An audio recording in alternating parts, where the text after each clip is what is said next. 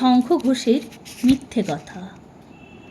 লোকে আমায় ভালোই বলে, দিব্যি চলনসই, দোষের মধ্যে একটু নাকি মিথ্যে কথা কই। ঘাটশিলাতে যাবার পথে ট্রেন ছুটছে যখন, মায়ের কাছে বাবার কাছে করছি বকম বকম।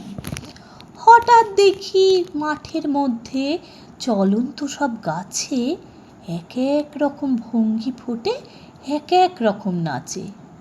ওমা দেখো, নৃত্যনাট্য!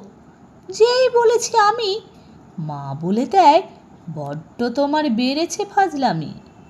চিড়িয়াখানার নাম জানো তো? আমার সেজো মেশো আদর করে দেখিয়ে দিলেন পশুরাজের কেশর। কদিন পরে চুন খসানো দেয়াল জুড়ে এ কি ঠিক অবিকল সেই রকমই মূর্তি যেন দেখি। ক্লাসের মধ্যে যেই বলেছি সুরঞ্জনার কাছে, জানিস আমার ঘরের মধ্যে সিংহ বাঁধা আছে। শুনতে পেয়ে দিদিমণি অমনি বলেন, শোনো, এসব কথা আবার যেন না শুনি কখনো। বলি না তাই সেসব কথা, সামলে থাকি খুব। কিন্তু সেদিন হয়েছে কি এমনি বেয়াকুব, আকাশ পাড়ে আবারও চোখ গিয়েছে আটকে। শরৎ মেঘে দেখতে পেলেন রবীন্দ্রনাথকে।